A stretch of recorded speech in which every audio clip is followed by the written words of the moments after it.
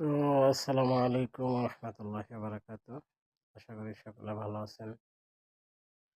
তো আলহামদুলিল্লাহ প্রবাসের মাটিতে আমরা ভালো আছি।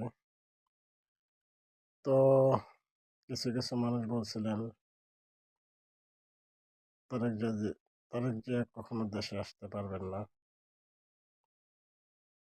তো সেই লোকেরা বলতেছে আজকে দেখো কোটির উপরে ছাড়াই গেছে মানুষ তারেক জিয়ারে শুভেচ্ছা জানার জন্য।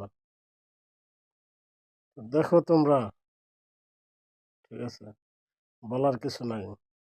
আর যারা এসব কথা বলছো, ঠিক আছে, তারা অবশ্যই দেখতে তো পারছো নাকি। তো বেগম খালেদা জিয়া একটা কথা বলছিল, তারেক যখন বাংলার মাটিতে পাড়া দিবে হাজার লক্ষ জনতা তারেককে গ্রহণ করে নেবে। কিন্তু ম্যাডামের কত ছাড়াই গেছে, আজকে কোটির উপরে মানুষ হয়েছে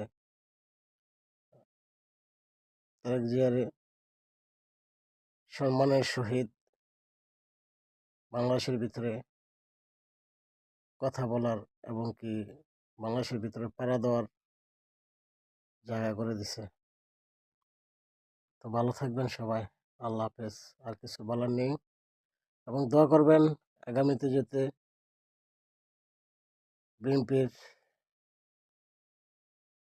সবাই দয়া করে একটা একটা ভোট দিয়ে যাবেন বিএনপিতে, যাতে আমরা বিএনপির সরকার আবার গঠন করতে পারি। তো ভালো থাকবেন, আল্লাহ হাফেজ, আসসালামু আলাইকুম।